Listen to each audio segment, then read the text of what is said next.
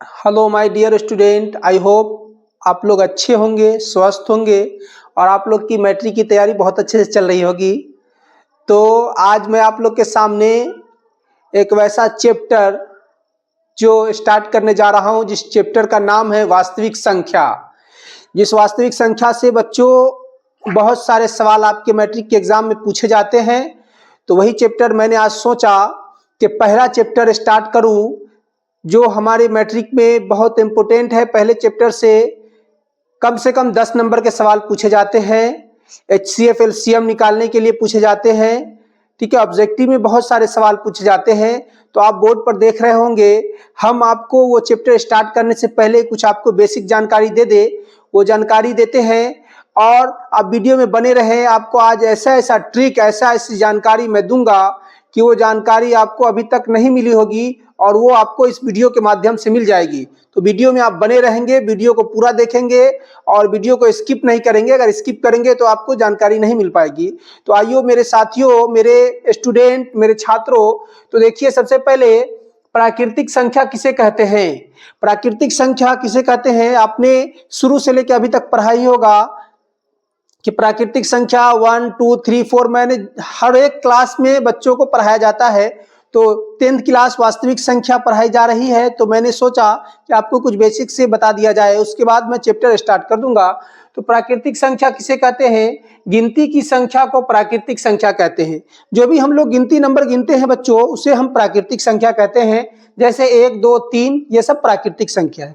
उसी तरीके से पूर्ण संख्या किसे कहते हैं, तो प्राकृतिक संख्या के परिवार में शून्य को शामिल करने पर पूर्ण संख्या का परिवार मिलता है। मतलब कि प्राकृतिक संख्या भी एक परिवार है, 1 2 3, उसमें हम शून्य को शामिल, मतलब जीरो को शामिल कर देते हैं तो हमें पूर्ण संख्या का परिवार मिलता है। उसी तरीके से हमारे प्यारे स्टूडेंट देखिए कि पूर्णांक संख्या किसे कहते हैं। हमने प्राकृतिक के बारे में समझा, हमने पूर्ण संख्या के बारे में समझा, अब हम पूर्णांक के बारे में समझते हैं। तो पूर्णांक संख्या जिस तरीके से देखिए, प्राकृतिक संख्या जो होती है वो धनात्मक संख्या होती है। पूर्ण संख्या जो होती है वो 0 से स्टार्ट होती है, वो भी एक धनात्मक संख्या ही होती है। पूर्णांक संख्या में क्या होता है कि पूर्णांक संख्या के परिवार, यानी कि पूर्ण संख्या के परिवार में ऋणात्मक प्राकृतिक को शामिल करने पर पूर्णांक संख्या का परिवार मिलता है। मतलब कि प्राकृतिक संख्या के परिवार में ऋणात्मक प्राकृतिक को शामिल कर देने से हमें पूर्णांक संख्या का परिवार मिलता है। ठीक है, ये सब परिवार है। उसी तरीके से बच्चों हम नेक्स्ट अब देखेंगे कि प्रमेय संख्या किसे कहते हैं, अपरिमेय संख्या किसे कहते हैं, अभाज्य संख्या किसे कहते हैं, सहअभाज्य संख्या किसे कहते हैं, सबसे छोटी सहअभाज्य संख्या किसे कहते हैं, उसके बारे में मैं आपको बताऊंगा। तो आप वीडियो में बने रहें। तो आइए, आपको मैंने पूर्णांक तक बताया, अब आप पीछे देख रहे हैं वीडियो। प्यारे छात्रों, मैंने सम संख्या के बारे में लिखा, विषम संख्या के बारे में लिखा, सम संख्या का इकाई अंक क्या होता है वो लिखा, विषम संख्या, भाज्य संख्या और अभाज्य संख्या। तो सम संख्या 2 से विभाज्य होने वाली संख्या को सम संख्या कहते हैं। मतलब कि जो 2 से भाग लग जाए, विभाज्य मतलब भाग लग जाना, मतलब 2 4 6 सिर्फ और सिर्फ 2 से भाग लगे, उसे ही हम सम संख्या कहेंगे। जैसे 2 6 4 8 10 12 16 18 20 जो भी होती है, डॉट डॉट डॉट आगे तक 2 से सिर्फ लगना चाहिए, उसे हम सम संख्या कहते हैं।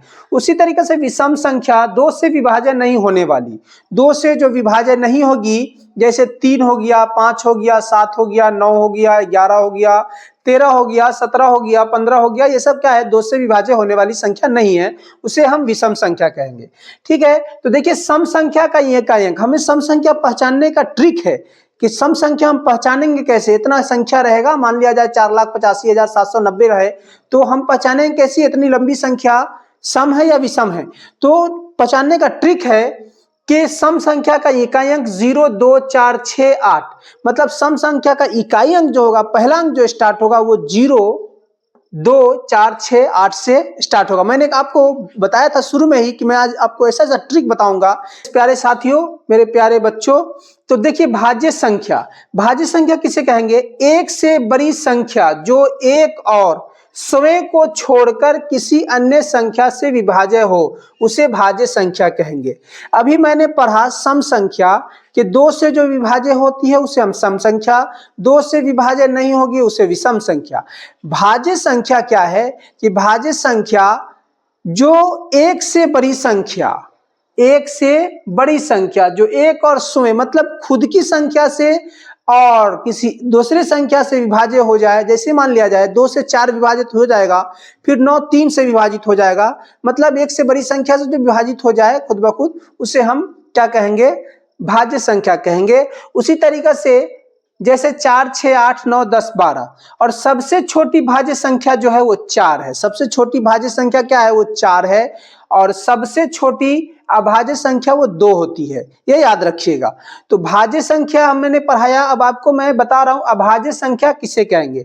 अभाज्य संख्या 1 से बड़ी वे सभी संख्या जो खुद से विभाज्य हो जाए, मतलब 1 से बड़ी वो सभी संख्या जो खुद की संख्या से भाग लगे उसे हम अभाज्य संख्या कहेंगे।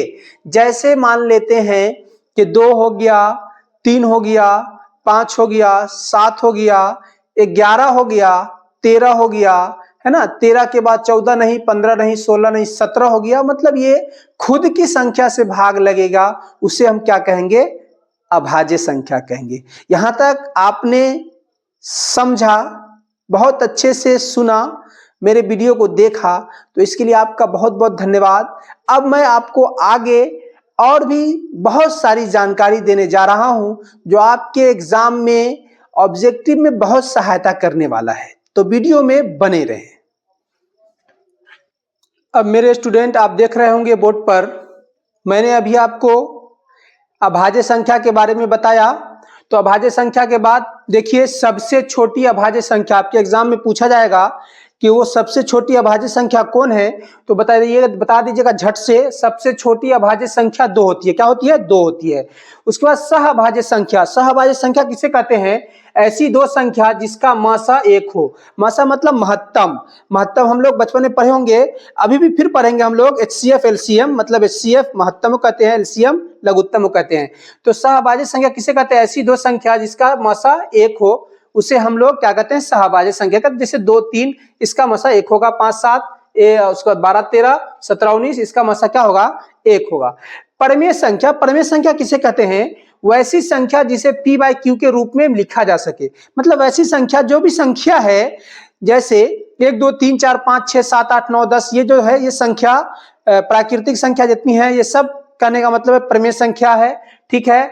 उसके बाद रूट में जिसका वर्गमूल निकल जाता है वो भी परमेय संख्या है। सिर्फ जिसका वर्गमूल नहीं निकलता है वो अपरमेय हो जाती है। बच्चों ध्यान रखेंगे, जिस संख्या का वर्गमूल निकल गया वो परमेय संख्या है, और जितनी भी प्राकृतिक संख्या है परमेय संख्या है, जितने भी पूर्णांक संख्या है वो परमेय संख्या है, जितने भी पूर्ण संख्या है वो परमेय संख्या है। सॉरी, 0 नहीं परमेय संख्या, ठीक है। तो जैसे 2/3 9/7 -2/1 0/1 ये भी परमेय संख्या है, सारी परमेय संख्या है, ठीक है। अपरमेय संख्या वैसी संख्या जिन्हें हम p/q के रूप में व्यक्त नहीं कर सकते उसे हम अपरमेय संख्या कहते हैं। मतलब कि जिसे हम p/q के रूप में व्यक्त नहीं कर सकते उसे हम अपरमेय संख्या कहते हैं। तो आपने जाना, मैंने आज सारी जानकारी दी, सम संख्या से लेकर अभी तक मैंने अपरमेय संख्या तक मैंने आपको जानकारी दी। अगर आपको मेरा वीडियो अच्छा अभी लग रहा होगा तो लाइक जरूर कर दीजिएगा, कमेंट जरूर कीजिएगा और सब्सक्राइब करना नहीं छोड़िएगा, सब्सक्राइब जरूर कीजिएगा। इससे क्या होता है, हमें मोटिवेशन मिलता है और आपके लिए वीडियो बनाने में फुल एनर्जी हमें मिलती है। तो आपको कैसा लगा ये हमारा वीडियो, कमेंट करके जरूर बताएं हमें कि आपको कैसा लगा वीडियो। तो आपने अभी तक अपरमेय संख्या सीखी। और बच्चों एक बात ये ध्यान रखें, पाई एक अपरमेय संख्या है। पाई का मान क्या है, पाई एक अपरमेय संख्या है, बट पाई का मान जो है 22/7 वो क्या हो जाता है, परमेय संख्या हो जाता है। ये ट्रिक है, ये टेक्नोलॉजी है कि पाई एक अपरमेय संख्या है बट पाई का मान 22/7 जो है ये क्या है, परमेय संख्या है। परमेय संख्या के बारे में हमने अच्छा है सीखा, सम संख्या के बारे में हम लोग अच्छे से सीखा, विषम संख्या के बारे में हम जाना, भाज्य संख्या के बारे में जाना, भाज्य संख्या के बारे में जाना, अपरमेय संख्या के बारे में जाना। आज मैंने संख्या सब के बारे में जाना। तो फिर हम लोग कल के क्लास में HCF LCM करके बताएंगे आपको। तब तक के लिए हमें दे इजाजत। फिर मिलेंगे आपको नेक्स्ट वीडियो के साथ इसी उमंग के साथ। तब तक के लिए आप हमारे वीडियो को लाइक करें और नेक्स्ट वीडियो को देखते रहें।